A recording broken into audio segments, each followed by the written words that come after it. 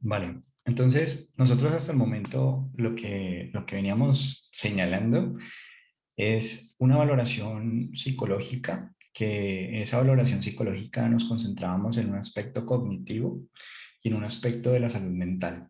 En esas dimensiones de salud mental habíamos hablado de la entrevista neuropsiquiátrica internacional y habíamos hablado también de LSRQ como instrumento complementario o instrumento de tamizaje. Cuando decimos instrumentos de tamizaje, lo que estamos hablando es de, estamos un poco sacrificando la especificidad por la detección general de sintomatología. Entonces, cuando hacemos tamizaje, básicamente lo que queremos es abarcar un gran número de personas de forma rápida para posteriormente hacer una evaluación mucho más específica. Y hablábamos entonces del test de MOCA como una estrategia de evaluación de tamizaje también cognitiva. Y dejábamos para fin de, digamos, esta Semana Santa una lectura, que era la lectura sobre el dibujo de la figura humana. Teníamos tres lecturas, pero sugeríamos que leyéramos una, que era el libro, digamos, la versión, ir como directamente a la fuente.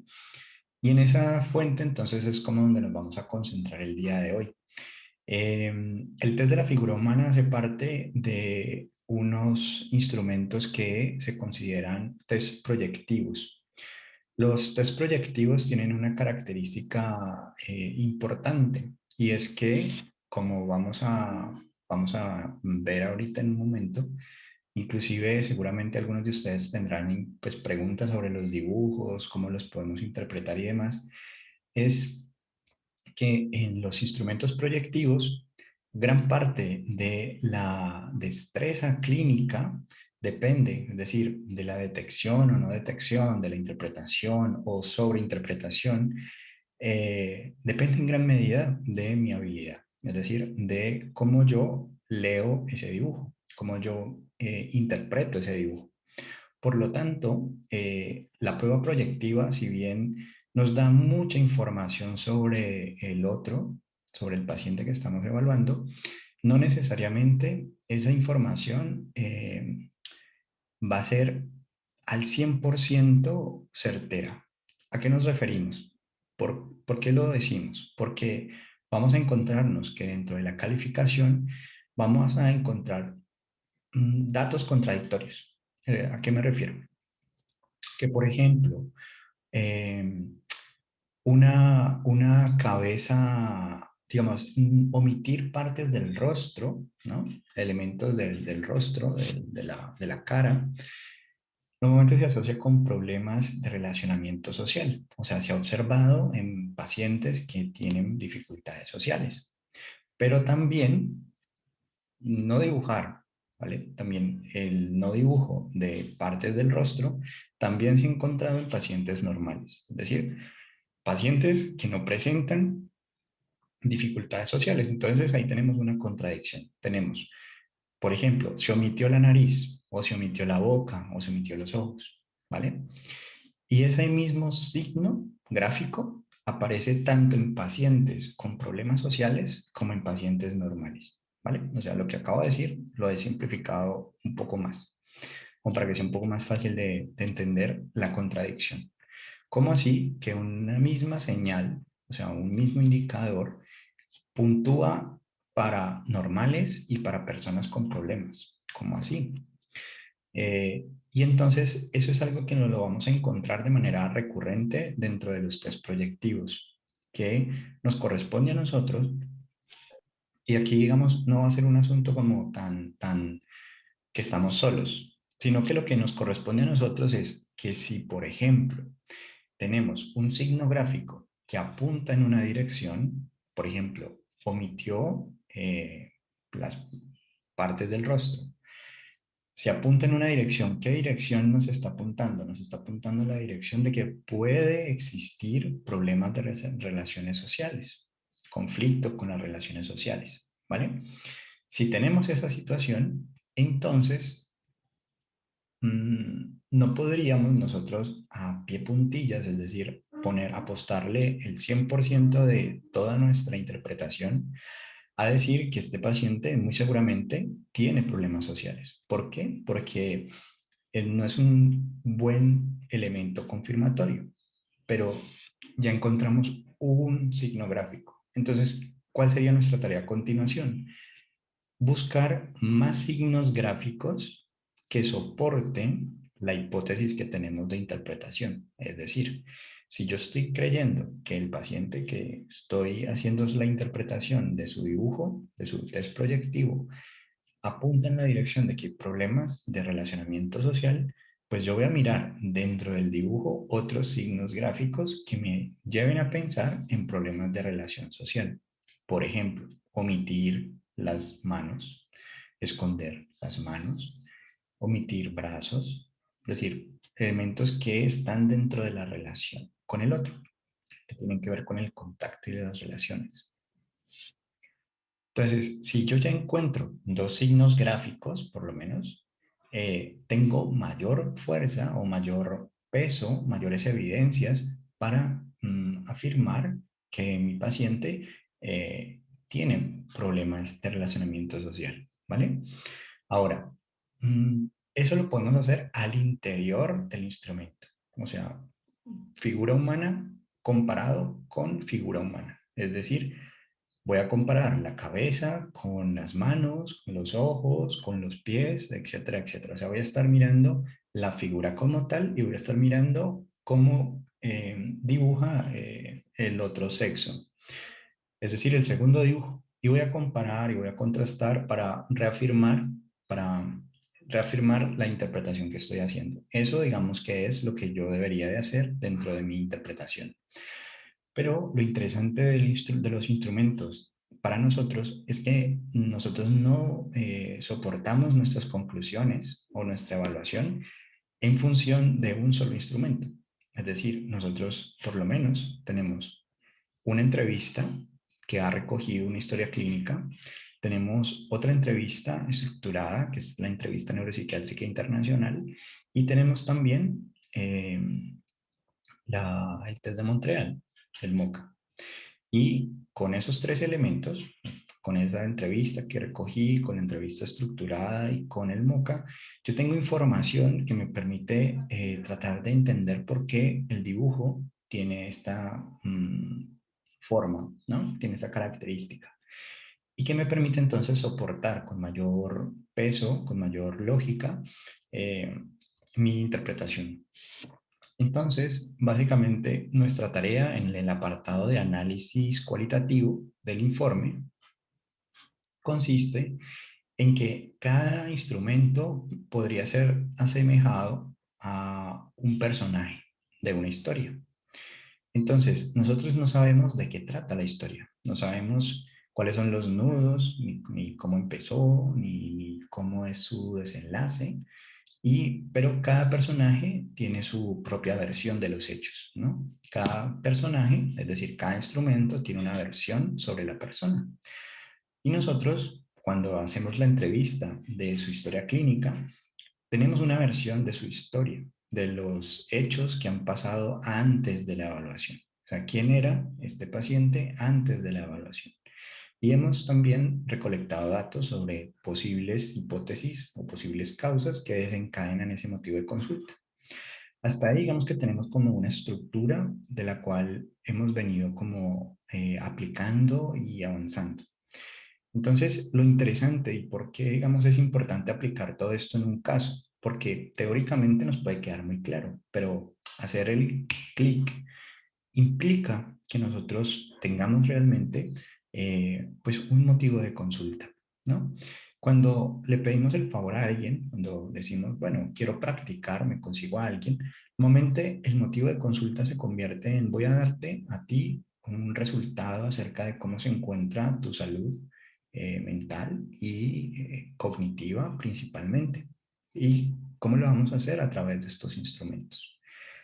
Entonces, yo a partir de estos instrumentos voy a tratar de contar un relato sobre la salud mental y sobre la cognición del paciente.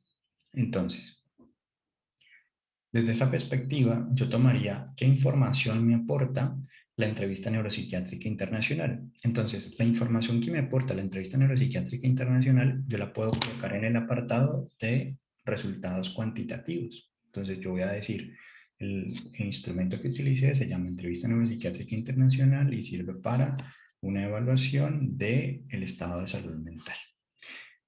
Y los resultados fueron los siguientes. Y pongo los resultados que encontré, es decir, las categorías donde hallé hallazgos positivos, donde creemos que se está presentando esa categoría de diagnóstico, es decir, los módulos o las letras. Bien, colocaríamos esos resultados. Creemos que esto es el relato que me está aportando la entrevista neuropsiquiátrica internacional. Eso estaría en el apartado de resultados cuantitativos. Ahora, con el test de Moca, igual, aplicamos. Entonces, vamos relatando cómo se llama el instrumento, para qué lo utilizamos y cuáles fueron los resultados. Si el instrumento tiene, como en el caso de Moca, tiene un baremos, o sea, nos dice los que saquen más de 26 o más, y los que saquen 26 o menos, eso yo lo puedo colocar. Es decir, yo puedo decir, se aplicó el test de Montreal, que para su interpretación se utiliza la siguiente tabla. El paciente sacó un puntaje de tanto. Entonces yo puedo colocar el puntaje global en los resultados cuantitativos o también puedo desglosarlo en las diferentes subcategorías que explora la prueba. Entonces, por ejemplo, atención visoespacial, que memoria, que además de esto, identificación o lenguaje expresivo, ¿sí? Entonces, visto desde esa perspectiva, nosotros podemos colocar los mismos subtítulos que tenemos en el apartado del test de Moca, como si fuera una tabla, donde una columna son los subtítulos y en la siguiente columna son los puntajes. Y vamos a tener una fila donde vamos a colocar total y colocaríamos el puntaje total. Ahora, ¿qué pasa con la figura humana? Pues va a pasar exactamente lo mismo. Es decir, nosotros vamos a decir, en los resultados cuantitativos aplicamos este test proyectivo de la figura humana y ¿qué vamos a desglosar? Entonces vamos a colocar, puede ser en una tabla, cuáles son los signos gráficos que encontramos en el dibujo. Entonces, por ejemplo, si ustedes leyeron el libro, se van a encontrar con que hay grandes categorías que podríamos llamar como unos 43 puntos, 44 aproximadamente, incluyendo el indicador de desarrollo. Y en ese sentido, entonces, ustedes pueden colocar 42 filas con cada indicador y mencionar si está presente o está ausente. Entonces, puede ser un sí o puede ser un no, o puede ser presente o puede ser ausente, como lo quieran manejar, pero eso es la evidencia cuantitativa, es lo que nosotros encontramos, ¿vale? Y eso va a ir en el apartado de resultados cuantitativos. Ahora, cuando nos movemos al análisis clínico, al apartado de análisis cualitativo, ustedes se van a encontrar con que aparece un subtítulo que se llama presentación y conducta. Y aquí, principalmente, lo que nosotros vamos a informar es cómo encontramos a nuestro paciente durante el proceso de evaluación. Es decir, fue un paciente que vestía acorde a su edad, fue un paciente colaborador o no. Básicamente es hacernos una imagen de cómo se encontraba el paciente a nivel físico, o sea, su presentación, ¿vale? Y las conductas que pudimos notar. Se notaba tranquilo, un poco ansioso. ¿Qué nosotros podríamos describir de nuestro paciente? ¿Vale? Eso es lo que va a ir en el apartado de presentación y conducta. Y a partir de ahí tenemos, si bien una exploración centrada exclusivamente en una valoración cognitiva, o sea, vamos a empezar a hablar de la atención, la memoria, etcétera. Algunos de ustedes pueden hacer más énfasis dependiendo de, y eso es muy importante también que lo reconozcan y lo reafirmen, y es que no necesariamente los informes todos son iguales. Es decir, Si yo tengo un paciente donde su motivo de consulta es más una afectación afectivo-emotiva, ¿vale? Es decir, hay depresión, hay una pérdida del interés por su trabajo, acaba de fallecer un ser querido, etcétera. Quizás hablar de atención, memoria, lenguaje, funciones ejecutivas, lectura, no tiene mucho sentido. Bueno, si ustedes no le encuentran sentido, tampoco su paciente se los va a encontrar, porque el motivo de consulta fue que se sentía triste. Entonces, ¿por qué me empiezan a hablar de atención, memoria y demás? No tendría mucho sentido. Por lo tanto, cuando tenemos motivos de consulta relacionados con la cognición, ¿a qué nos referimos con ese tipo de motivos de consulta? Dificultades para aprender, pérdida de años, pérdida de materias, que hay un bajo rendimiento académico, que me siento desorientado, desubicado, que me siento perdido, eh, que muchas veces olvido cómo nombrar ciertas cosas, tengo problemas de memoria porque no sé dónde dejé las llaves, me pasa con mucha frecuencia, etcétera, etcétera, etcétera. Pues bien, estamos ante un paciente que necesita que le hable sobre cómo se encuentran sus funciones cognitivas, ¿vale? Porque su motivo de interés, de consulta, es ese. Ahora, ¿qué pasa con nuestros pacientes que vienen por voluntad? Es decir, quieren colaborarnos. Y nosotros le hemos dicho que queremos decirles cómo se encuentra su salud mental y cómo se encuentra su cognición. Pues bien, en este caso en particular, vamos a vamos a contarle a este paciente pues cómo se encuentra a nivel cognitivo. Por lo tanto, entraríamos a explorar cómo se encuentra su atención. Y visto desde esa perspectiva, la atención, la memoria, las praxias, noxias y todo, pues tiene sentido porque le estamos informando cómo lo encontramos durante el proceso de evaluación. Resultado de ese proceso de evaluación. De eso nos vamos a ocupar finalizando el curso. O sea, vamos a entrar, una vez que usted ya tiene todos sus resultados, ¿no? Todo aplicado, entonces ya nos centramos a decir, bueno, vamos a mirar los que tienen que hablar de atención, de dónde sacamos insumos para hablar de atención, de qué tareas, de qué instrumentos, cómo lo podemos redactar, de qué tenemos que hablar, por qué tenemos que hablar de eso, por qué no, prácticamente es un poco educar nuestro lenguaje, ¿no? Que no hablemos no escribamos como hablamos, principalmente.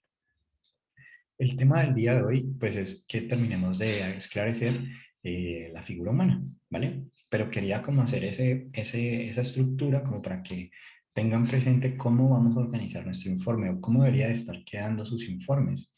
Un apartado de historia clínica, donde están los elementos más significativos de la historia clínica del paciente, y posteriormente unos resultados, unos instrumentos aplicados con unos resultados obtenidos. Y eso lo ponemos allí. Luego lo que vamos a profundizar es sobre el análisis clínico o cualitativo. Entonces, lo interesante es que cualquier persona puede aplicar instrumentos. O sea, yo puedo ser técnico en aplicación de instrumentos. Por eso el curso, digamos que no se focaliza principalmente en un volumen alto de pruebas. O sea, vamos a conocer todas las pruebas que existen. ¿Por qué? Porque todo el tiempo están cambiando estas pruebas. Es decir, el semestre anterior era válido hablar de por ejemplo, el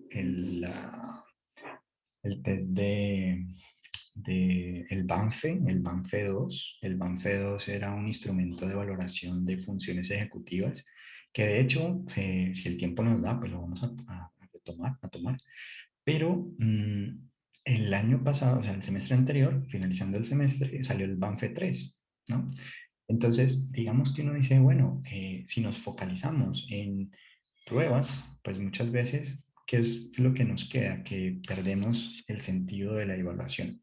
Entonces, es importante como mirar distintas estructuras de evaluación para que ustedes puedan entender un poco la mecánica que hay cuando compren un instrumento o cuando en el lugar de trabajo manejen ese instrumento o lo tengan disponible. Y entonces entender qué es lo que hacemos, cómo lo hacemos, pues es principalmente como el sentido del curso. En ese orden de ideas, entonces, el libro que vamos pues, a retomar es el libro de Macover, que habíamos compartido hace un momento, desde la figura humana. Ujú. Entonces, este era el libro que teníamos como asignado pues para revisar durante nuestras vacaciones y que se había sugerido que tuviéramos en cuenta con nuestros dibujos, es decir, que pudiéramos empezar un poco como a hacer la recolección de los datos. Entonces, cuando hablábamos de los resultados cuantitativos a nivel de figura humana, estos indicadores que tenemos aquí son los que nosotros vamos a colocar como si fueran eh, filas en una columna. Entonces, esta es una columna que se puede llamar signos gráficos o indicadores gráficos. Y ponemos todo esto, ¿vale? Hasta abajo, tronco. Entonces decíamos mm, hasta el 44, consideraciones sobre el desarrollo, si hay algo que mencionar al respecto. Eh, y con eso íbamos a colocar una siguiente columna donde íbamos a colocar si estaba presente o estaba ausente y qué aspecto, digamos, que quisiéramos como exaltar, ¿no?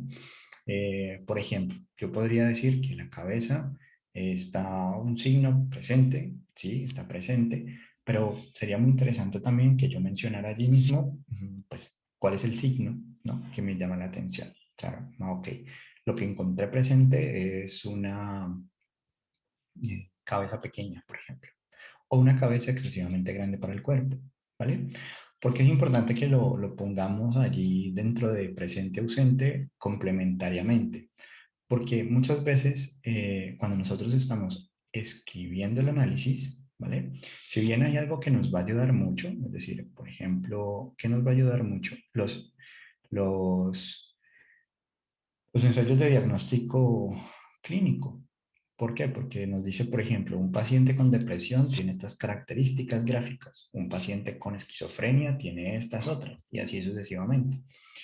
Entonces, si yo tengo, por ejemplo, ok, voy a hacer mi tablita de signos que están presentes y cuáles son los que están presentes, pues me ahorro tiempo.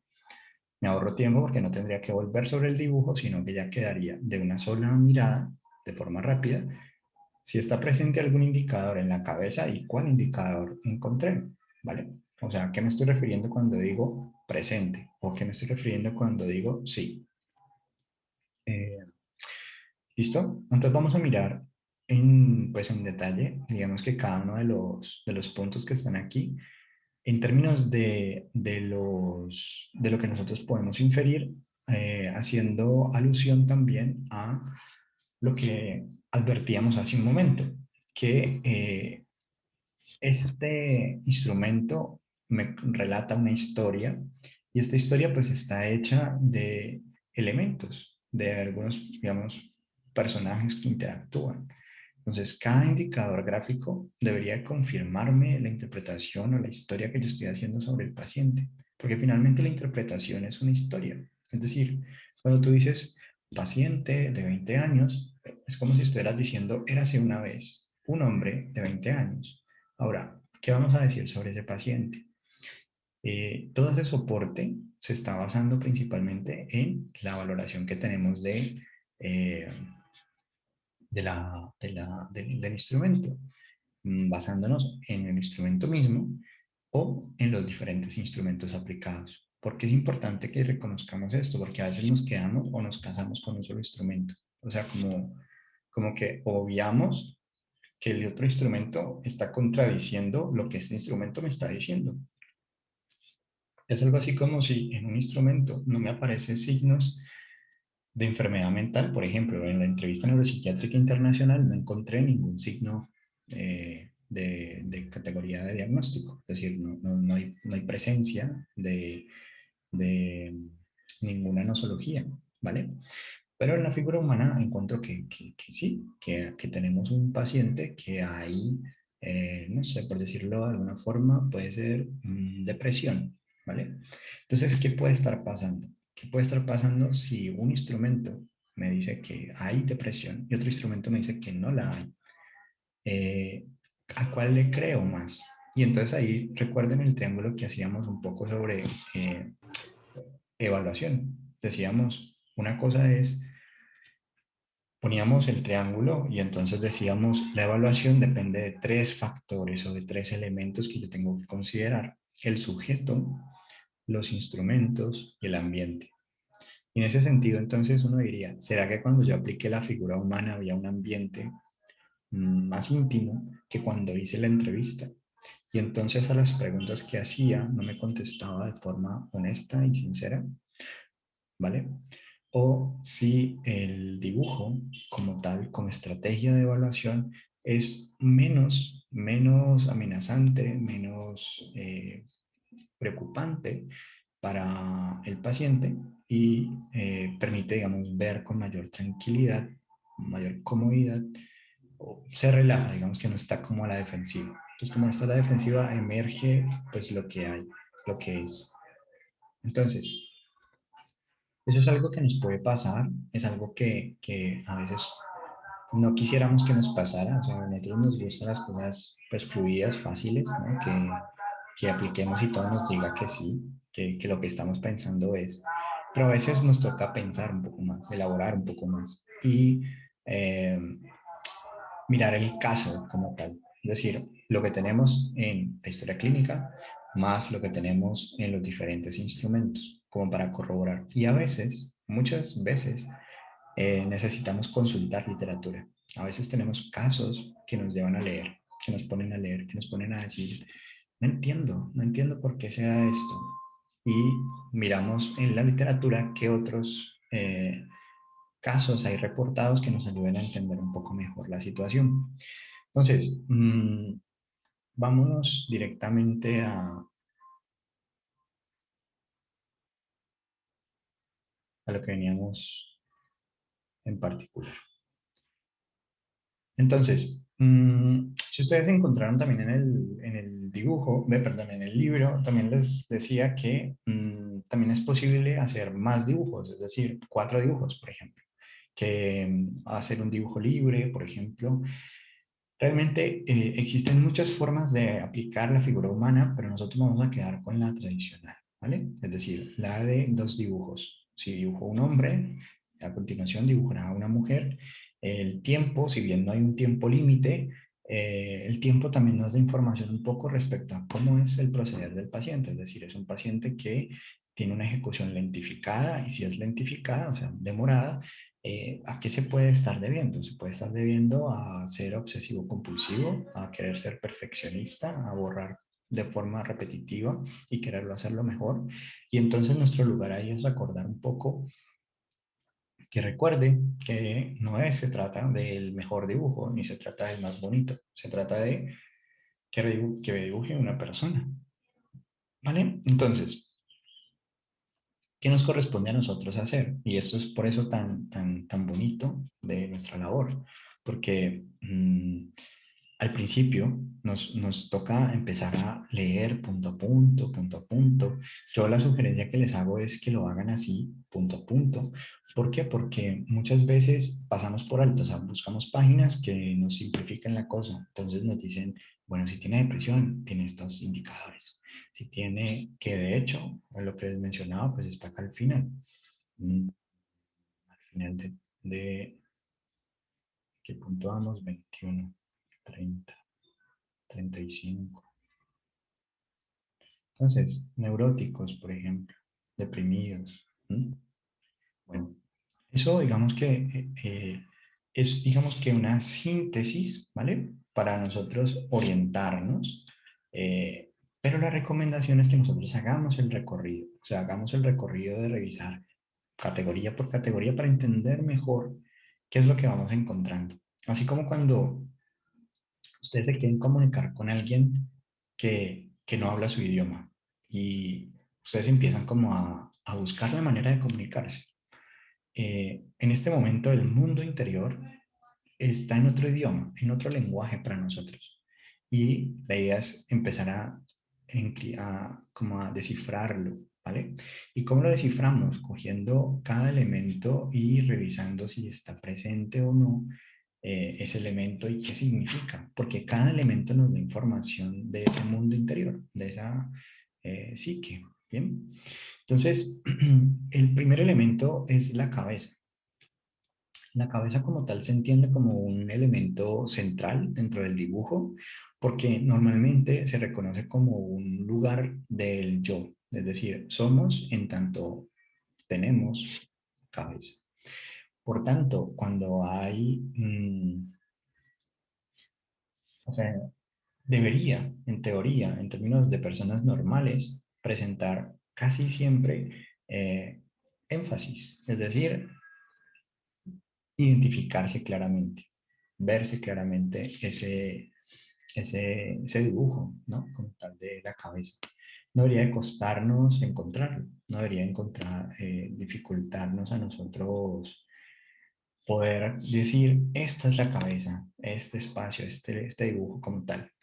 Entonces, por ende, casi que cuando hay omisiones, cuando hay repasos, o sea, cuando esa cabeza nos llama la atención, cuando, cuando la miramos por algún rasgo del dibujo de la cabeza nos llamó la atención, es muy importante que lo miremos con mucho cuidado, porque nos está dando información muy importante sobre la persona, ¿vale?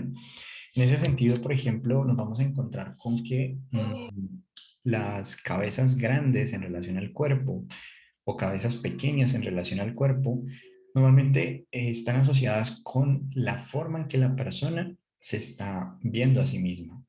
No quiere decir o no se relaciona con que crea que tiene una cabeza pequeña o que cree que tiene una cabeza grande, sino que la cabeza se relaciona mucho con el funcionamiento mental o el funcionamiento cognitivo, es decir, con la capacidad que tiene esta persona para resolver sus problemas, para planear sus objetivos, para orientar su conducta.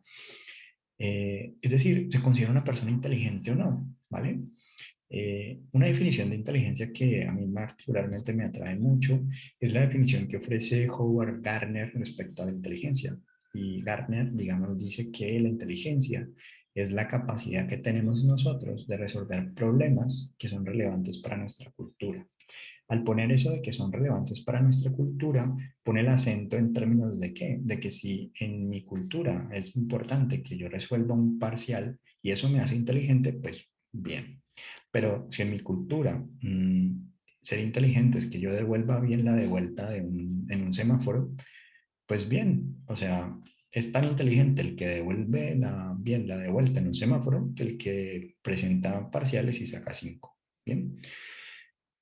Y por ende, eso digamos que nos llama mucho la atención porque aquí eh, una persona que dibuja una cabeza pequeña, una cabeza extremadamente grande en relación al cuerpo, normalmente son personas que creen o les han hecho creer que tienen un deterioro cognitivo, o sea, que no funcionan cognitivamente de la mejor manera. También es algo interesante que como es lo más visible de nosotros, ¿no? O sea, es la parte que no puedo, casi que es muy difícil de esconder. Siempre la cabeza se ha asociado con las relaciones sociales. Por lo tanto, la forma en que esté esa cabeza, si nos llama la atención, si está grande o pequeña, pues también nos está dando información de cómo la persona establece esas relaciones sociales. Es decir, una cabeza grande o una cabeza muy pequeña nos estaría hablando acerca de que las relaciones sociales no están funcionando de la forma como deberían estar funcionando. Otro aspecto también importante es que en pacientes, Profe, ¿sí? la cabeza grande es que no tienen relaciones sociales. Mira, vamos a ponerlo aquí en el punto 7. Vamos a tener que las personas que dibujan cabezas grandes, ¿vale? Entonces aquí mira que no te dicen así puntualmente, digamos que en general la persona que dibuja cabezas grandes considera que a nivel cognitivo no funciona correctamente o que a nivel social también tiene dificultades, ¿sí? Que le cuesta, como a veces, ¿qué sucede? Que, ah, Está pasando el de los aguacates. Eh, Básicamente, ¿qué es lo que estamos hablando? Que si nosotros dibujamos cabezas grandes, significa que se dibuja como, como un mecanismo de compensación. Es como si yo pensara que no soy lo suficientemente inteligente, que no soy lo suficiente, no funciono socialmente tampoco lo más adecuadamente posible. Entonces, por ejemplo, en este punto 7 nos dice, el que dibuja cabeza grande normalmente son jóvenes frustrados intelectualmente. Son personas con deficiencia mental o frustrados intelectualmente. Los vanidosos, narcisistas. El sexo al que se le concede mayor autoridad social e intelectual aparece con una cabeza mayor. Entonces, ustedes tienen los dos dibujos y dicen, bueno, ¿quién ejerce mayor fuerza social en esta persona? Porque la autoridad social básicamente es quién te regula socialmente. Es decir, eh, las normas, las reglas sociales, quién es el al que le temo, por decirlo así. O sea, quién es al que le hago caso.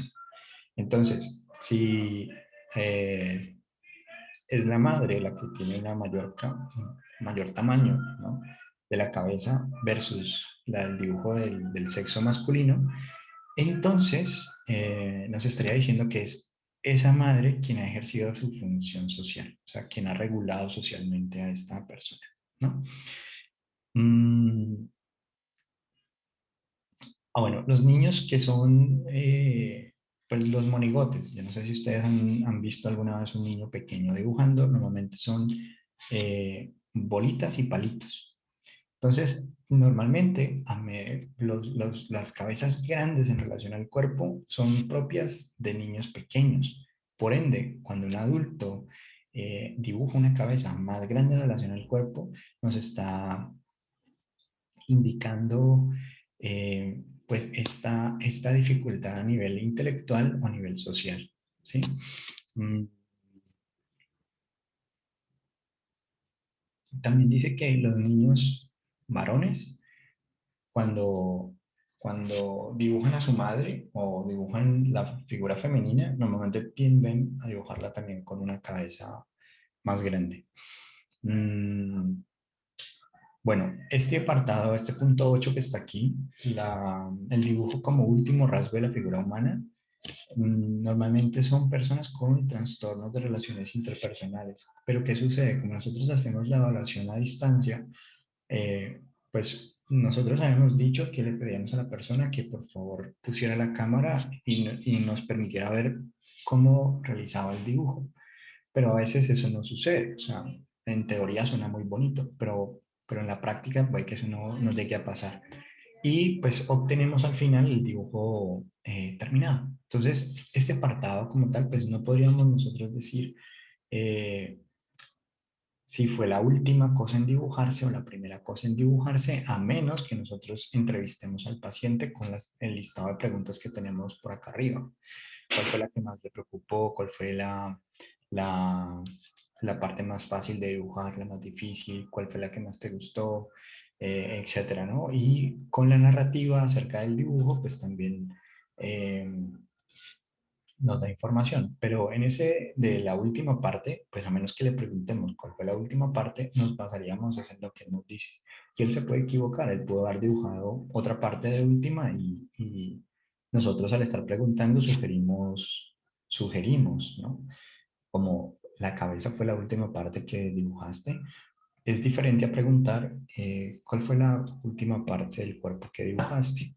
Eh, pero igual, digamos que en ambas, pues ahí el sesgo, porque no lo vemos, nosotros no estamos ahí.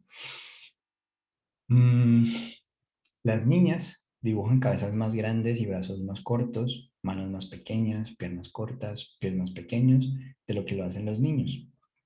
Una explicación para eso es que las niñas normalmente tienen una gran tensión, ¿no?, por mostrarse bellas, mostrarse bonitas. Y entonces el pie grande, pues es muy masculino. Eh, el brazo musculoso es muy masculino. Ese tipo de cosas, brazos pues grandes, piernas grandes, ese tipo de cosas, normalmente son delicadas. O sea, la niña que nace princesa, de que viene en el vientre, ¿no? Es la princesa. Es como en ese sentido que a veces se da como la explicación de por qué las niñas dibujan de esa manera la figura humana. Bueno, seguimos entonces con la parte de la cara. La parte de la cara, como mencionábamos, es como nosotros obtenemos información en la comunicación, como nosotros nos relacionamos con los demás. Por lo tanto, tiende a ser la parte que mayor énfasis se le da en el dibujo, es decir, la cabeza y el rostro son como esos elementos pues que finalmente nos permiten a nosotros eh, decir, ese es un hombre, ¿no? O sea, una figura humana como tal. En ese sentido, se le da mucha atención y el rostro también se configura pues en un aspecto social. Otro elemento también es lo que les mencionaba hace un momento, que un sujeto que omite deliberadamente rasgos faciales, ¿cómo sabemos que está deliberadamente omitiendo rasgos faciales? Porque exteriormente, es decir, la cabeza está bien delineada, bien realizada, es decir, el exterior está claro, pero el interior está difuso, hay omisión de detalles. Ahí tendríamos esta característica. Mm, Se considera que una persona que omite deliberadamente partes en el rostro porque cuidó el exterior, pero el interior lo descuidó, es una persona que es evasiva respecto a sus relaciones interpersonales. Entonces, es decir, que no sabríamos cómo se va a comportar en una relación interpersonal. O sea, si a ustedes les piden un concepto sobre una persona y decir, bueno, esta persona va a volver a explotar, o sea, a ser acting out, muy impulsiva, violenta, o va a ser más bien tranquila y cómoda y segura y demás, no lo sabemos. O sea, es muy evasivo en el sentido de que no hay una claridad, no hay una pauta clara. Puede comportarse muy feliz y al otro día actuar de una manera muy violenta. Entonces, esta evasión de las relaciones interpersonales mm, dice que, pues lo que han mencionado un poquito, la superficialidad, la cautela, es decir, no confío en el otro. El otro para mí es de cuidado, ¿no? Entonces se comportan un poco hostiles con los demás. En sujetos normales también se ha observado omisión de rasgos faciales. No voy a volver sobre este punto, es lo que les mencionaba, que a veces nos podemos encontrar este tipo de información. Por lo tanto, entonces nuestra responsabilidad es, si estoy creyendo que hay un individuo siendo evasivo a nivel social, con dificultades sociales, pues voy a buscar qué otros elementos gráficos reafirman esa condición, porque no sería la más indicada el rostro. ¿Por qué? Porque también se encuentra la omisión en sujetos normales. Recordemos que este instrumento compara, o sea, es un montón de dibujos de diferentes personas con diferentes eh, nosologías clínicas y además sujetos normales, sujetos sin ninguna patología. Lo que se hace es sistematizar los dibujos, es decir, coger y decir, los dibujos de personas depresivas tienen estas características o estas otras, y a veces, por ende, encontramos este tipo de elementos, es decir, que la omisión no es exclusiva de personas con problemas. La omisión también aparece en personas normales. Los sujetos tímidos y huidizos van a tender a sombrear los rasgos faciales. Entonces, ¿cuál es como la característica, como la sensación, ¿no?, que nos deja el rostro en particular? Es que si se sombrea el rostro o se omite el rostro, nos está hablando de evasión social, problemática social, ¿sí? Con este asunto que acabamos de mencionar, de que necesitamos otros elementos gráficos para corroborar. Mm, También son personas que, bueno, cuando el rasgo de sombrear alguna parte del rostro sombrear significa que pues hacemos un poco más de énfasis, coloreamos, por decirlo así, alguna parte del rostro o tapamos una parte del rostro con cabello, no se ve el ojo, ese tipo de elementos. Son personas que quieren participar socialmente, pero se reprimen. Entonces, traducido al castellano es aquella persona que quiere ser líder, pero piensa que los demás se van a burlar si participa, etcétera.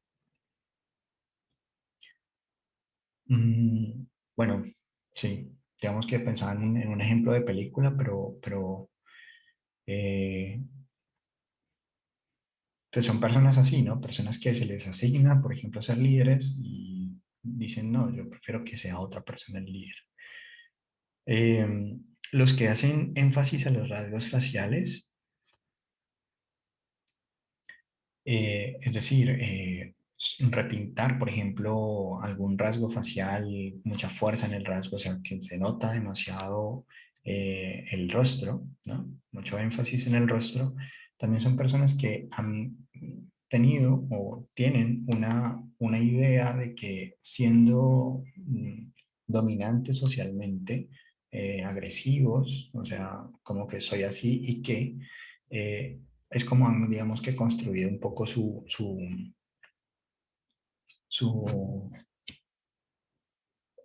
autoconcepto, ¿no? Como lo que piensan de sí mismos. Entonces, admiran personas dominantes, admiran personas hostiles, y entonces se comparan con esas personas y dicen, bueno, yo nunca voy a ser de esa forma, o sea, nunca voy a poder ser el macho alfa, ¿no? Dentro del grupo o cosas así. Ese tipo de personas que admiran a otras personas con características dominantes, agresivas y demás, pues tienden a hacer esa exageración, esa énfasis marcado mmm, sobre sus rasgos faciales, la boca, los labios, perdón, labios, nariz, etc. La expresión facial.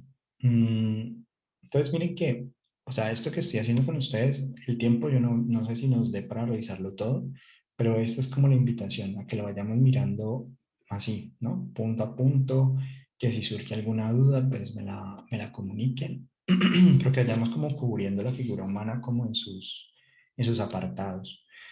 Porque la prueba proyectiva, digamos que necesita de poderlo discutir, poder decir, vení, pues yo veo estos signos gráficos. eh, por ejemplo, más adelante analizamos la calidad del trazo, ¿no? O sea, si el trazo nuevamente es curvo, si es líneo, si es recto, si es angular, porque eso también nos da información. Ahorita estamos mirando como algunos puntos del dibujo. La expresión facial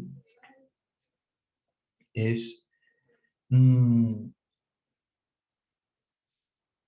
algo que no nos demanda pues una sobreinterpretación, o sea, no nos vamos a equivocar. Si vemos un dibujo feliz, pues no es, digamos, ah, no nos equivocamos cuando decimos que podemos juzgar a esta persona de forma fiable, ¿no? O sea, está contento, esta persona está contenta, ¿vale? En las personas con rasgos esquizoides, es decir, con trastornos de personalidad, normalmente observamos movimiento. O sea, en personas normales, un trazado, peinarse, saltar, caminar, sonreír, estoy en movimiento, estoy mirando algo, estoy señalando algo, estoy en movimiento. Mientras que en las personas normales, ¿no? Tenemos quietud, o sea, normalmente la figura humana está quieta, ¿vale? O sea, no hay una acción puntual, está ahí, está tranquila, por decirlo así. Esto es básicamente lo que dice el punto número 2. Una pose estática que contrasta con la evidencia del movimiento interno, ¿no? Es como que, entonces, para que veamos ejemplos un poco de dibujos de pacientes con esquizofrenia. Mm, bueno, eh,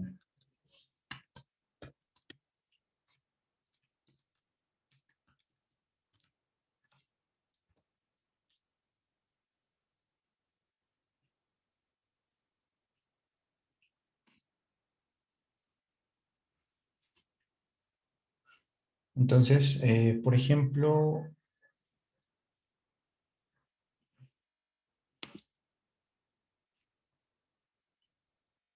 que si bien pues está el dibujo en 2D, no se puede mover, etcétera, da la sensación de movimiento, ¿no? De que hay fluctuación interna, ¿no? Que pese a esa quietud hay movimiento. Mm, aquí, lo mismo. Bueno, voy a volver otra vez al listados. Mm,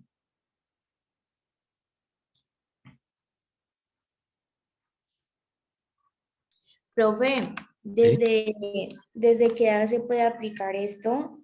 Desde que el niño empiece ya a, a poder coger el lápiz y hacer bolitas y todo. Sí, sí, o sea, digamos que sucede también que es, digamos, uno de los últimos puntos que es como el factor de desarrollo, ¿no? Como el elemento de la madurez. Porque no sé si ustedes recuerdan que cuando nosotros dibujamos, dibujamos de lo que somos conscientes de nuestro cuerpo. Entonces, normalmente los niños pequeños dibujan una bolita y un palito. Y por ende, digamos, el cuello normalmente no aparece en el dibujo de los niños pequeños porque no son muy conscientes de ese cuello. Uno pensaría que parte de la responsabilidad están en las rondas infantiles, que hacen conciencia sobre no todo el cuerpo, sino sobre partes del cuerpo, o sea, es cabeza, hombros, rodillas y pies, ¿no? Y eso digamos que es una práctica que se ha dado y dado y dado, pero en la medida en que el niño toma conciencia de su cuerpo, así mismo va a empezar a aparecer en el dibujo. Entonces, al principio aparecen garabatos, es decir, no hay como una consistencia en términos de poder identificar una cabeza y un tronco, o vemos que cabeza y lo demás. Pero a medida que vamos creciendo, se empieza a presentar. Por lo tanto, nosotros no podríamos juzgar como, digamos, un niño de 3 años que apenas está como aproximándose al agarre. De hecho, puede presentar agarre inmaduro, un agarre, cuando decimos agarre inmaduro, nos estamos refiriendo a un agarre como garra, o sea, lo toma con toda la palma de la mano y sus dedos. Ese es un agarre inmaduro. Ese agarre inmaduro empieza a madurar y pasa a un agarre intermedio, que sería un agarre de 4 dedos aproximadamente. Cuando llega al agarre maduro, es el agarre en pinza, que es el agarre de 3 dedos, que no importa la forma, no importa cómo se haga, lo importante es utilizar 3 dedos. En ese sentido, si el agarre es 3 dedos, uno diría, pues primero observar si el niño está agarrando de 3 dedos, es decir, hay un agarre maduro. Si el agarre es maduro, entonces miremos cómo se da la conciencia corporal, es decir, que dibuja una figura humana. Y lo que dibuja representa de qué es consciente el niño en términos de su cuerpo. Y por ende, normalmente digamos que el trazado, digamos, de la figura humana mmm, se puede aplicar en niños desde los 4 años perfectamente y empezar a monitorear, digamos, la evolución del desarrollo. Es decir, que yo podría utilizar el test de la figura humana como una estrategia también de desarrollo, como una estrategia de monitoreo del desarrollo. Em, ¿Por qué? Porque me está indicando también cómo está representando el niño su cuerpo, ¿no? La conciencia corporal que en últimas se traduce también en una mielinización del cuerpo. Es decir, a medida que somos conscientes, hay mayores sinapsis, mayores sinapsis que van haciendo la cartografía del cuerpo, la representación del cuerpo. Entonces, si yo ya cada vez soy más consciente de mis dedos, eh, pues significa que los voy a dibujar. Pero si no soy muy consciente de ellos, van a parecer como un palito y ya. Entonces, diferente es si yo crezco, por ejemplo, en una casa donde me hacen alusión mucho a la conciencia corporal, entonces vamos a lavarnos el cuello, entonces cuando el niño se empieza a bañar, insistimos en lávate el cuello, lávate los dedos de cada mano, y vamos como haciendo el ejercicio del lavado de manos, porque todo ese ejercicio de lavado de manos, digamos, hay diferentes técnicas de lavado de manos, pero con los niños, por ejemplo, ustedes pueden, pues si quieren como trabajar en conciencia corporal con niños, aprovechar las actividades de la vida cotidiana para formar, digamos, en el niño la conciencia corporal. Entonces, en el baño, cuando se está bañando, cuando se está lavando las manos, son unos aspectos importantes. Mm, que es, por ejemplo, tapar el lavamanos, taparlo, llenarlo un poquito con agua, indicarle al niño que sumerja sus manos, mete las manos y las voltea, ¿vale? Entonces se moja muy bien ambas manos. Luego con jabón se empieza a lavar dedo por dedo, entre los dedos, ¿vale? Conciencia de los dedos. Y luego volvemos a mojar las manos hasta quitar y utilizamos una toalla donde repetimos el proceso de secado de cada dedo. En esencia, digamos que eso puede ser una manera de trabajar. También coger para lavarse en pinza, entonces trabajar con, o sea, en vez de enseñarle a escribir, enseñarle ese tipo que las letras, qué tal, mejor trabajar sobre el proceso de maduración, del reconocimiento perceptivo, de lo que necesita para poder aprender luego a leer con mayor facilidad. Entonces, separar, tenemos frijoles y lentejas, y pues la tarea consiste en separar frijoles de lentejas. Y básicamente tenemos un recipiente para las lentejas y un recipiente para los frijoles y listo, ¿no? Entonces vamos como clasificando, vamos organizando. Pero la idea es que no sea pues muchas lentejas ni muchos frijoles porque cualquiera se desanima, o sea, dice, no, pues yo nunca voy a terminar. Tiene que ser una tarea que mantenga atento al niño. Y pues en ese sentido, que cuando la vea, diga, puedo hacerla, o sea, no es, digamos, imposible de realizar, ¿vale? Entonces, no podríamos decir, por ejemplo, que un niño que omite partes del rostro, pues entonces tiene problemas de relación social. Si yo no he trabajado con el niño previamente sobre su rostro, es decir, que vamos a, no sé, hacer una máscara y vamos a pintar la máscara y entonces, ¿qué tiene la máscara? Pues que los ojos, que las pestañas y que las cejas y que las orejas y bueno, y entonces vamos trabajando partes del rostro de diferentes formas y una vez que yo ya he hecho eso y digamos que cuando le pido que lo hagamos sale de forma natural y tócate las cejas, tócate la nariz, etcétera, funciona muy bien, pues entonces ya puedo decir, si no las dibuja, que puede existir un problema de relacionamiento social, ¿vale? Antes no, o sea, necesitamos esa experiencia, ¿no? Ese reconocimiento. Por ejemplo, mi hijo actualmente se está haciendo, dice, yo no entiendo por qué no me puedo ver mi cara y ustedes sí. Esa es en este momento su gran inquietud, ¿no? O sea, como tiene 4 años y dice, yo no entiendo, ¿no? ¿Por qué no me puedo ver mi cara? En eso está. Eh, entonces, gran parte del acceso, digamos, a la mente infantil, pues proviene también de sus preguntas y de las actividades que nosotros como adultos intencionamos en los niños. Entonces, ¿se entendió? ¿Se entendió nuestro lugar? O sea, esto toma fotografía de cómo se encuentra el niño, pero sería injusto juzgarlo si ese niño todavía, por su proceso de desarrollo, no tiene aún conciencia de algunas partes de su cuerpo. Por lo tanto, trabajar sobre esas partes de su cuerpo, por ejemplo, las partes íntimas, reconocer cuáles son las partes privadas o íntimas en un muñequito, así, ¿no? Y reconocerlas y trabajarlas y bueno, cuando te estás bañando, lávate muy bien y todo este asunto de el cuidado del cuerpo, pues ayuda a que cuando vayamos al trabajo perdón, lápiz y papel, pues sea mucho más cómodo de desarrollar. ¿Listo? No sé si te quedó claro, ¿tienes alguna pregunta o los demás por lo que dije les surgió alguna pregunta?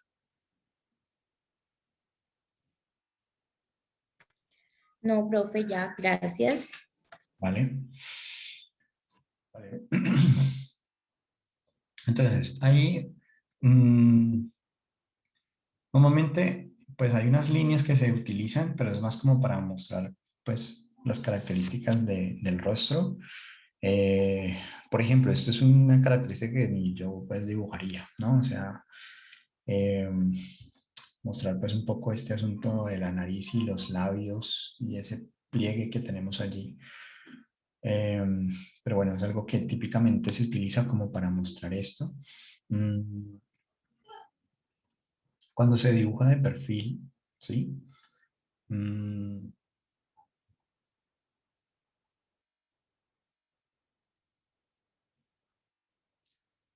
el dibujo, digamos, de perfil,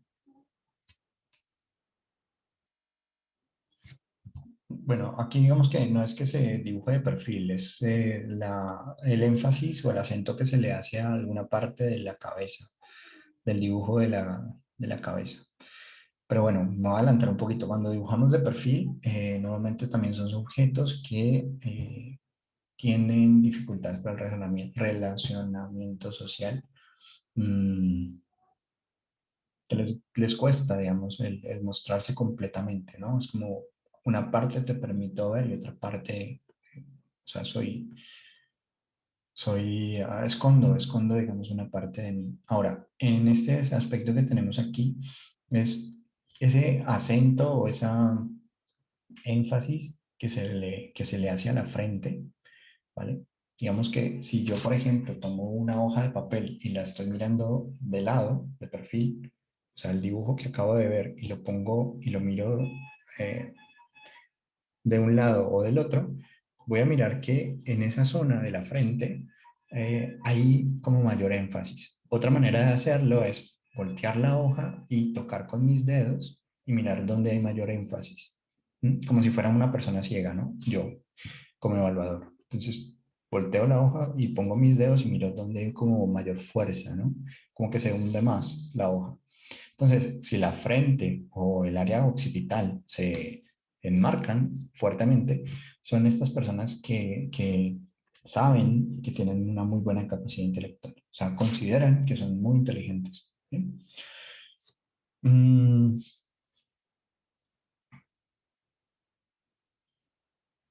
bueno, el análisis de contenido, nos vamos a ir más adelante a él. El análisis de contenido, es decir, si hay sonrisas, si los ojos miran o no miran, eh, si tiene pupilas o no tiene, si tiene dientes o no tiene, etcétera. Todo ese elemento es un análisis de contenido que más abajo lo vamos a encontrar.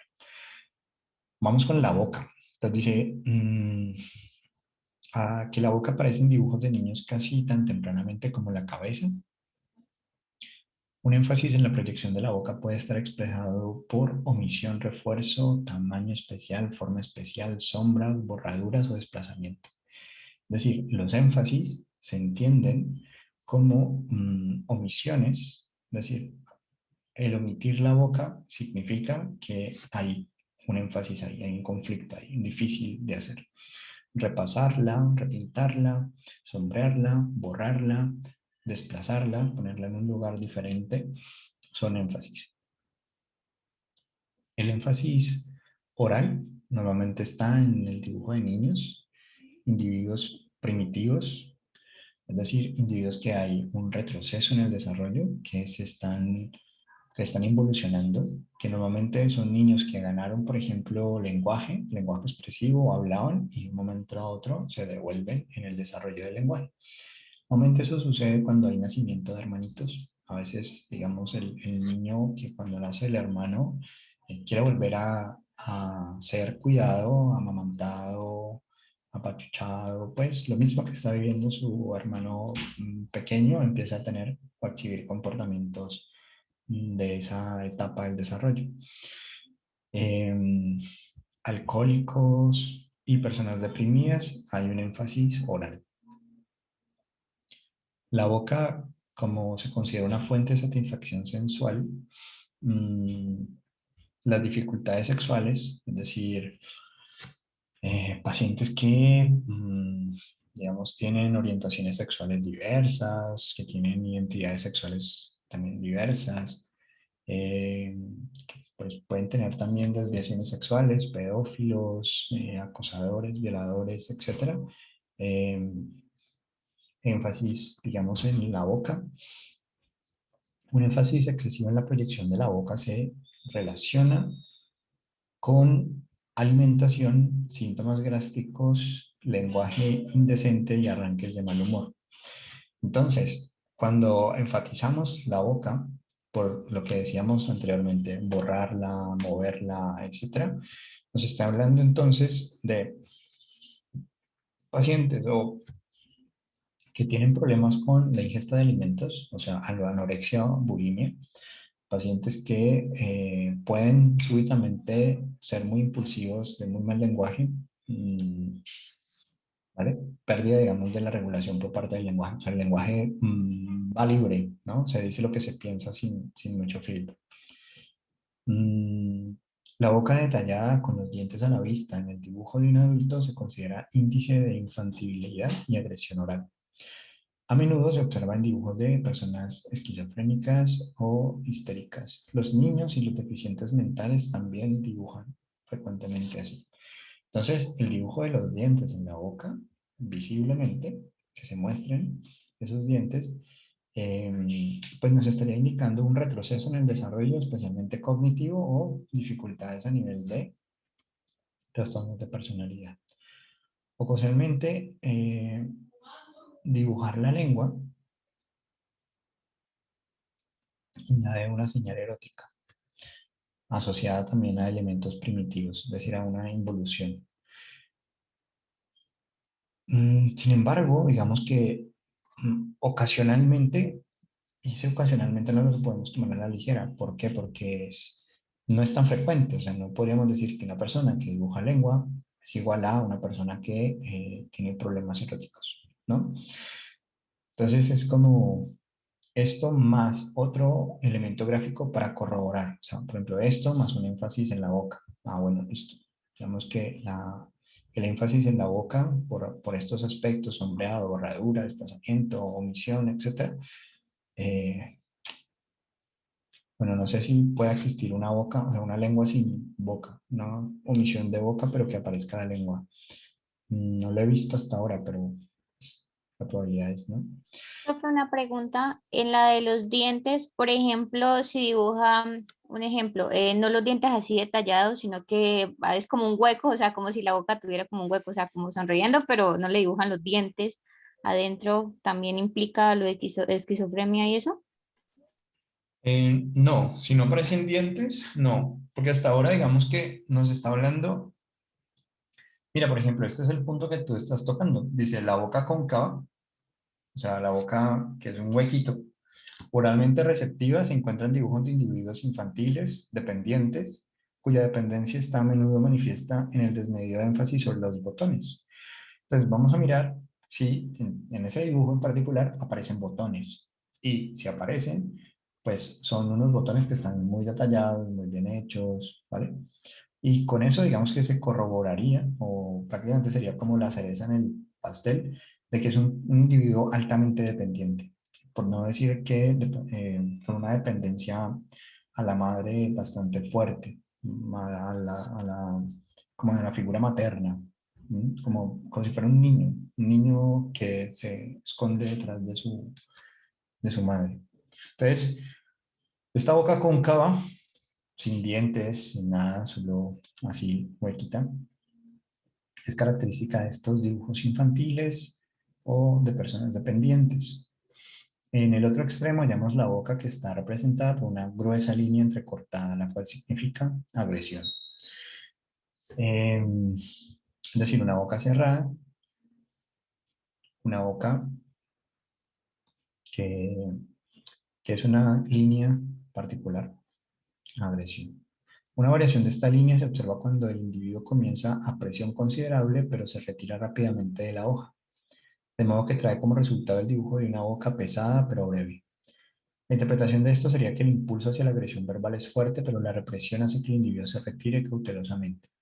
Entonces, básicamente el trazado que encontramos, ¿no?, en ese tipo de dibujo, lo tendríamos en una boca que tiene solo es una línea,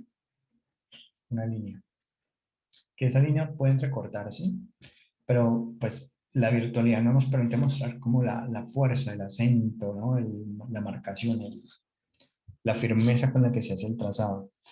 O sea, imaginémonos metafóricamente que el lápiz se parte. O sea, es mucha fuerza sobre la hoja, ¿vale? Mucha fuerza sobre la hoja. Ese tipo de bocas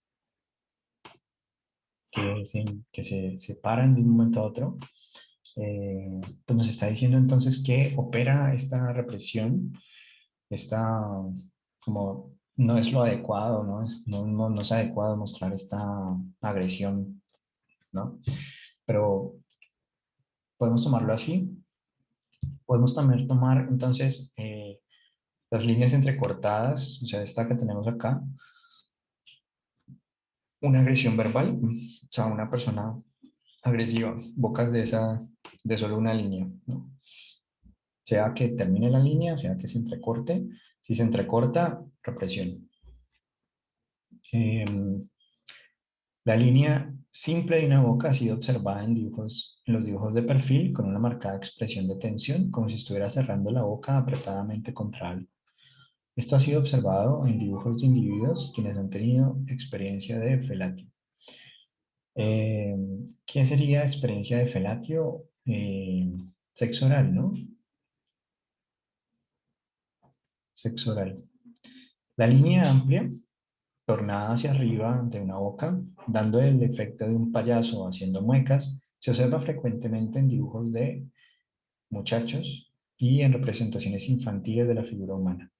Esto se ha interpretado como un esfuerzo por ganar aprobación o un afecto inapropiado, dependiendo de su significado de otros aspectos del dibujo. Es decir, que mirar si está buscando aprobación o tiene un afecto inapropiado, lo tenemos que mirar en comparación con otros signos gráficos. Pero entonces, pues es la carita que típicamente nos enseñaron, o sea, nuestras queridas maestras, ¿no? Que es la cosita aquí, la cosita aquí y la cosita aquí, ¿no? O sea, este tipo de rasgos son muy infantiles, que buscan aprobación, que buscan, mm, eh, digamos que de pronto están por dentro con mucha furia, ¿no? Pero buscamos afecto. También los asmáticos a menudo omiten la boca. Eso es otro elemento ahí a mirar. Los labios. Entonces, respecto a labios, dice, contribuyen al tono de la expresión facial, al tono. ¿Qué significa esto? Que nos dan en últimas que entendamos cuál es la emoción. O sea, qué es lo que está comunicando. Rabia, tensión, furia, miedo, etcétera. Los labios gruesos en la figura masculina se consideran un signo de afeminamiento. Labios carnudos, ¿no? Estos labios que tienen doble pliegue y demás. También aparecen con frecuencia con otros rasgos que reflejan intereses narcisistas o femeninos. Es decir, el labio grueso normalmente no aparece solo, aparece con algún otro elemento. Puede ser un arete, entonces dibujos de la figura humana masculinos con aretes, con collares o ¿vale? Con moñitas, etcétera, bolsos. Algunas veces los labios se desarrollan con una línea especialmente sensual y puede interpretarse de esa manera.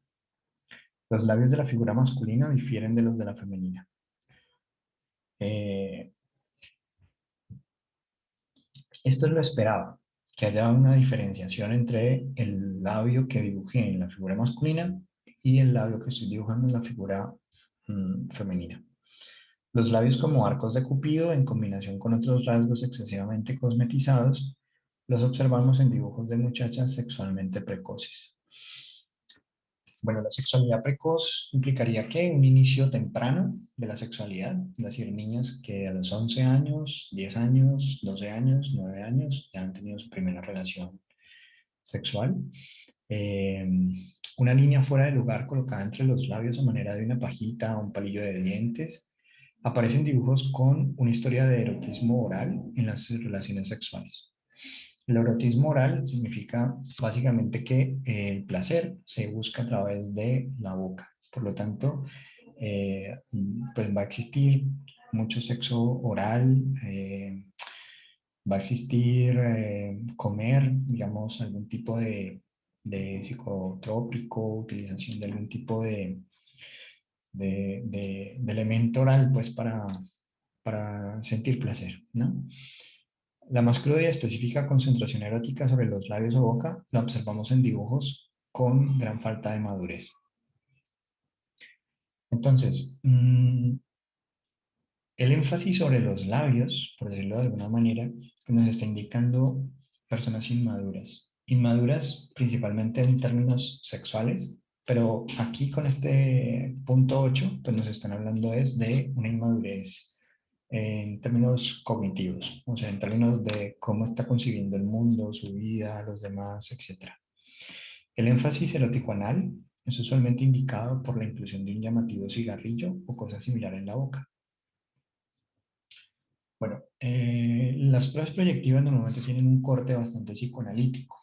En ese sentido, si bien este no es una prueba que les va a exigir a ustedes un conocimiento profundo del psicoanálisis, uno se los va a demandar como si se los pueden demandar el test de Rorschach. eh, Sería importante, ¿no? Que, digamos que si yo voy a hablar un poco acerca del énfasis erótico anal, pues me lea, revise un poco directamente a Freud y las etapas, digamos, de concentración de la energía sexual, de la pulsión. En ese sentido, entonces, la característica de sujetos con un énfasis erótico anal son sujetos que tienen tendencia principalmente a la, ¿cómo se llama? A evacuar, ¿no? Es decir, a dejar ir, al soltar. O sea, pueden tender a repetir. O sea, les cuesta soltar, les cuesta dejar ir. Entonces, son esos novios que no aceptan un no o un final de la relación, ¿vale? Bueno, pero esto es mejor profundizarlo directamente en la teoría. La quijada tiene un papel más simbólico que social.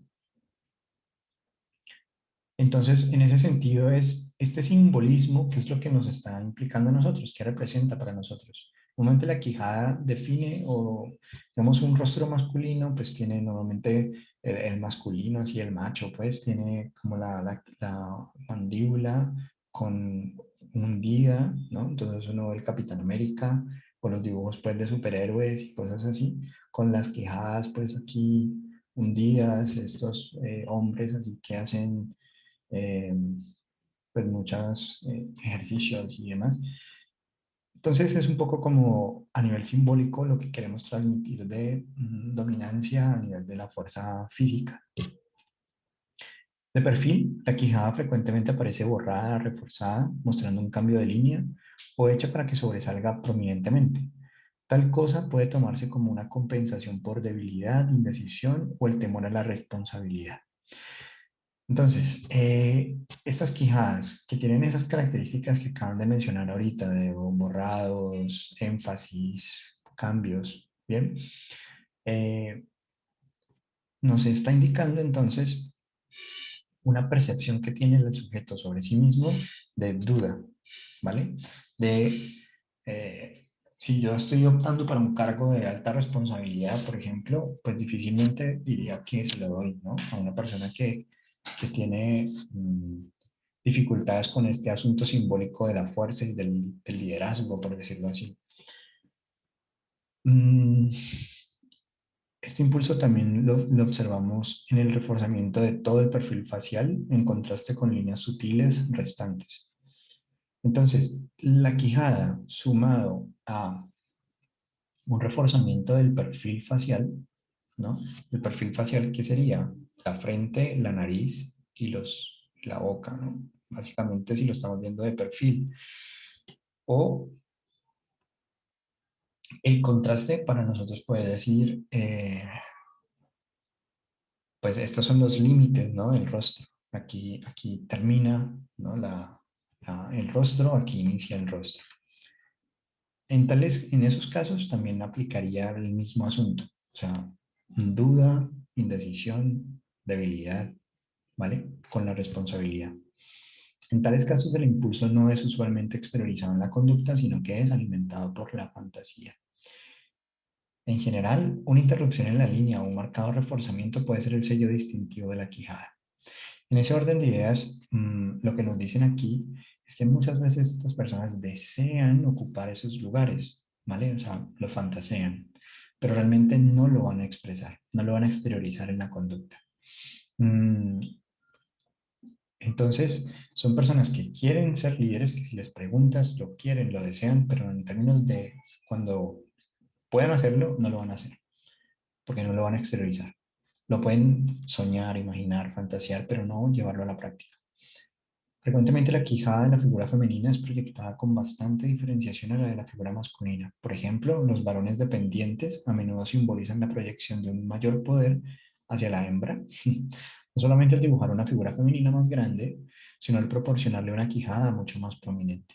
Entonces, al fijarnos en el dibujo de un hombre que hace a una mujer, fijarnos la comparación del dibujo del hombre con el dibujo de la mujer y fijarnos si hay mayor fuerza en la quijada de la mujer, porque entonces lo que nos estaría diciendo es la dependencia que hay de ese hombre hacia la figura femenina. Los ojos. Es una parte, mm, pues prácticamente es lo que, no sé si han escuchado el término habla con la mirada, ¿no? Los ojos son la puerta del alma, o sea, literalmente aplica para el análisis aquí de la figura humana, porque pues prácticamente son lo que nos permite concentrarnos en términos de las relaciones sociales. O sea, es la información que damos al otro, de quiénes somos, etcétera. Por eso, los ojos pues nos dan información respecto a, por ejemplo, las personas paranoides van a dar énfasis a los ojos.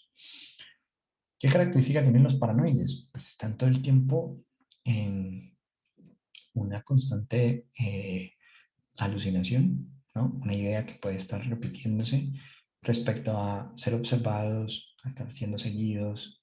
Entonces, en los ojos, el cómo me miran, el que están viendo, se están riendo de mí, etcétera, pues el énfasis en los ojos va a estar, digamos, allí, ¿no?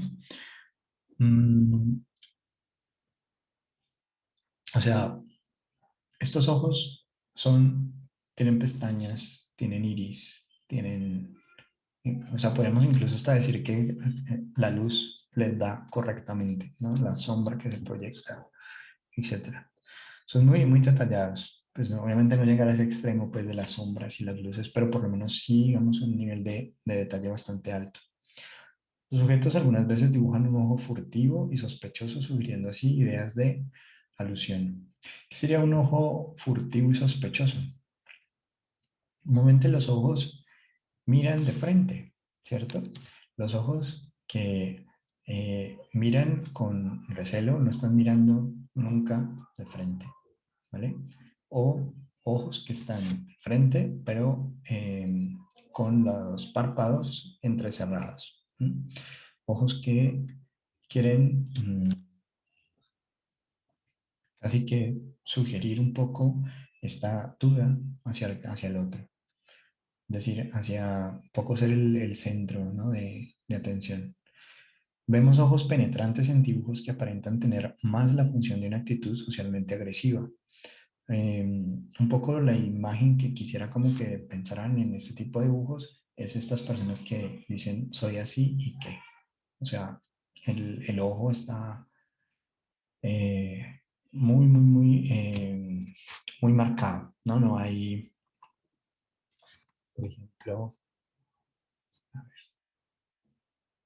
comprimimos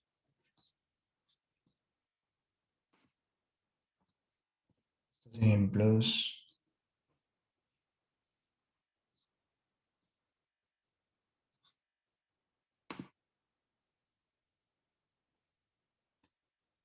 No se ve muy bien.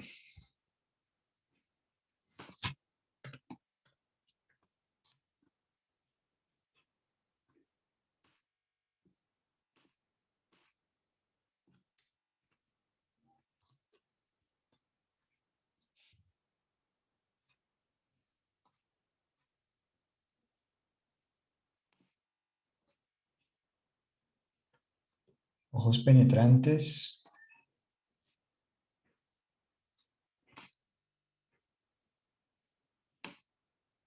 Vale.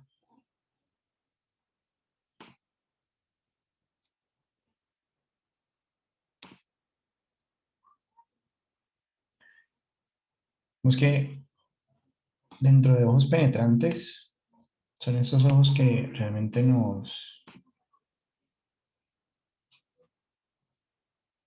Ahorita vi unos, quería mostrarles porque lo encuentro. Hay uno, por ejemplo, allí que no nos... Por ejemplo, este. Están allí, firmes, fijos, explícitos,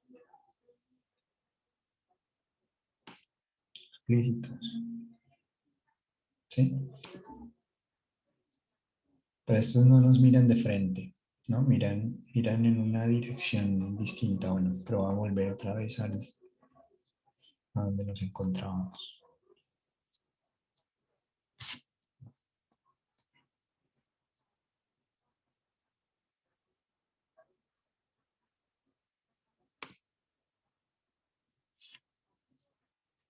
Entonces, ojos penetrantes, actitudes socialmente agresivas, dominantes. El ojo puede también significar daño, poder o control hipnótico, y en estos casos lo consideramos una íntima relación con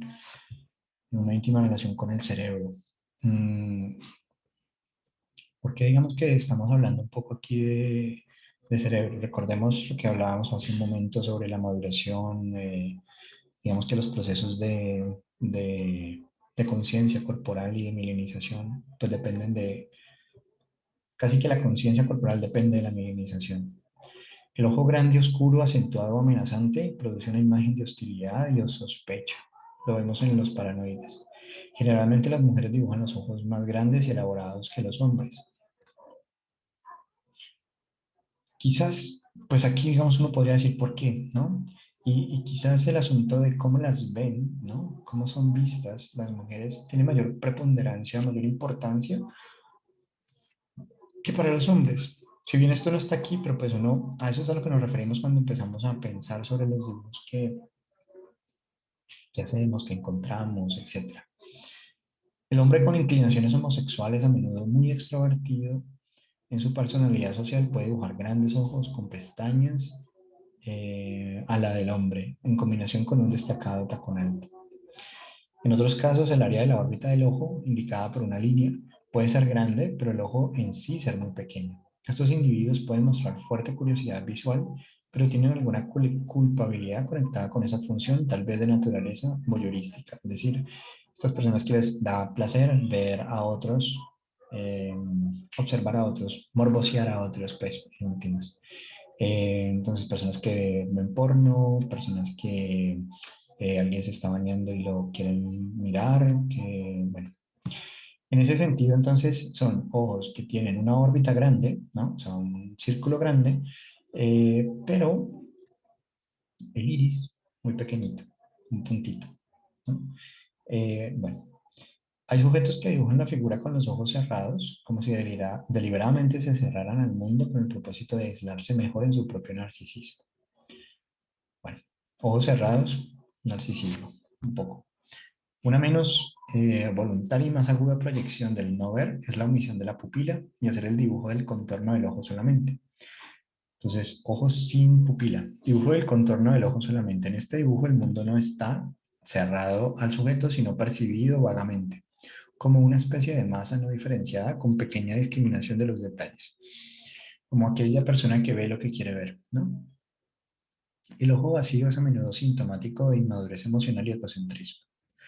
Un ojo vacío, un ojo sin pupila, un ojo egocéntrico, un ojo inmaduro emocionalmente. A veces este dibujo del ojo vacío es llevado hasta el extremo de realizar la repetición del trazado de pequeños círculos como ojos, nariz, boca y botones en una figura. Esto ha sido observado en adultos extremadamente infantiles, deficientes mentales y algunas veces en niños, como un reflejo de dependencia emocional superficial y falta de discriminación. Es decir, que el ojo, la forma del ojo, el circulito que se hace vacío, se repite también para la nariz, los fosas de la nariz y los botones. como circulito. Profe, una pregunta. ¿Y, ¿Mm? y esos que hacen dos palitos? O sea, en vez de ojo le haces dos palitos. Dos palitos, Sí. es decir, sería algo como, a ver, lo pongo por aquí. Los ojos serían como así. No, dos palitos derechos, profe. Ah, ya, ya, ya, así. Y luego, Ajá, y luego la carita feliz. más o menos así lo hizo. Ya. Ok. Entonces, si lo revisamos en función de lo que tenemos acá, ¿a qué se nos asemeja ese ojo?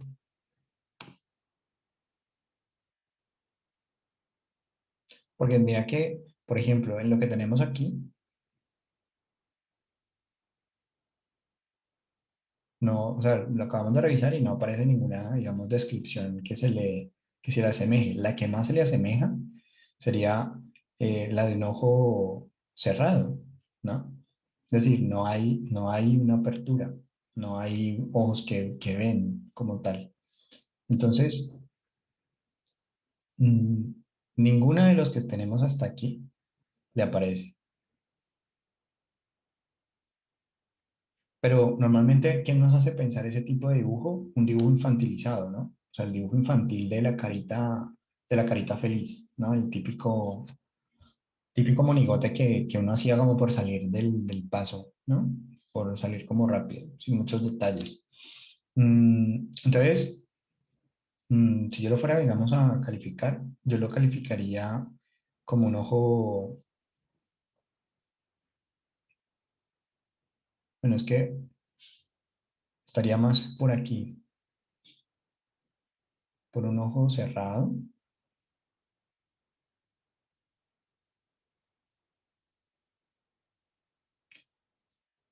o esta 11, cualquiera de las dos. Iríamos por esta 11.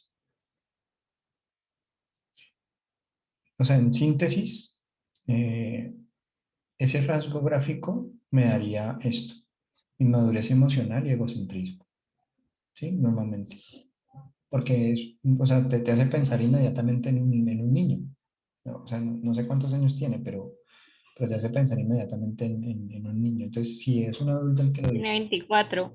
ajá, si es un adulto joven el que lo dibuja, pues hay un rasgo de inmadurez emocional y egocentrismo. Por eso es tan importante la instrucción que nosotros damos, porque si la persona no le quedó claro que lo que debe hacer es una figura humana, dibujar a una persona, pues si esa es la concepción que tiene de persona, nosotros inmediatamente lo asumimos como una persona inmadura emocionalmente y egocéntrica. ¿Mm? Como que yo lo hago a mi manera, ¿no? Así es mi mundo, mi mundo es de este tipo de rostros. Vale, entonces estaría aquí, punto 12, ¿vale? Sería este. Vale, profe. Bien, la ceja. El significado de la ceja no ha sido comprendido aún, o sea que es un misterio. Al descartar, la ceja probablemente tiene el mismo significado que algunas indicaciones sobre el pelo. La ceja bien arreglada, como así también el peinado bien arreglado, es uno de los estereotipos sociales que reflejan refinamiento y cuidado personal, mientras que la ceja peluda revela características más primitivas, ásperas y no inhibidas. La ceja bien arreglada conlleva el acento de una actitud crítica hacia la gente menos educada. La ceja levantada se asocia con el desdén, la arrogancia o la duda. ¿Vale?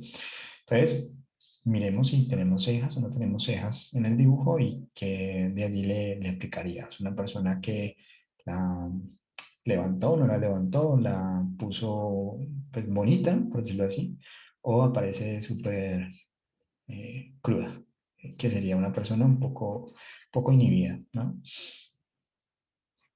La oreja. Órgano relativamente pasivo. La inclusión de la oreja en los dibujos se hace a una mayor edad que los otros rasgos faciales. Es considerado menos significativo omitir la oreja que omitir otra parte más activa del cuerpo.